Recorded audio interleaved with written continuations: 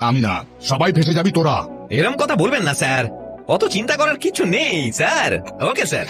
Direct CM এর phone ছিল, উপর থেকে চাপ দিচ্ছে স্টিফেন প্রকাশকে খুঁজে বার করতে হবে। সিএম সাহেব তো এখন বিদেশে, সেখানে রাত 3টে বাজে এখন। এখনো পর্যন্ত তুমি রিটায়ার করনি না?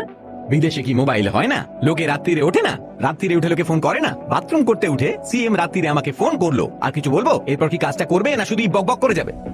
আমাকে দেখে যা মনে হয় আমি ততটাও ক্যাবলা নই।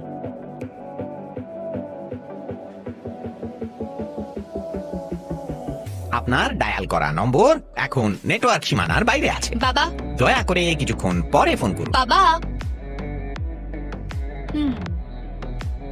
হ্যাঁ গো, পূজা কি বাড়িতে? না গো। বাঁচা গেল, নিশ্চিন্তে একটু খেতে পারবো। স্যার, আপনার মেয়ের ফোন। ওকে বলো যে আমি মুম্বাইতে আছি। ঠিক আছে মামনি, শোনো, আমি আর সাহেব দুজনেই মুম্বাই এসেছি। Yes. আর এখানে তো মেট্রোর কাজ চলছে না, Please. এই জাপান থেকে ইঞ্জিনিয়ার এসে গেছে, পরে কথা হচ্ছে।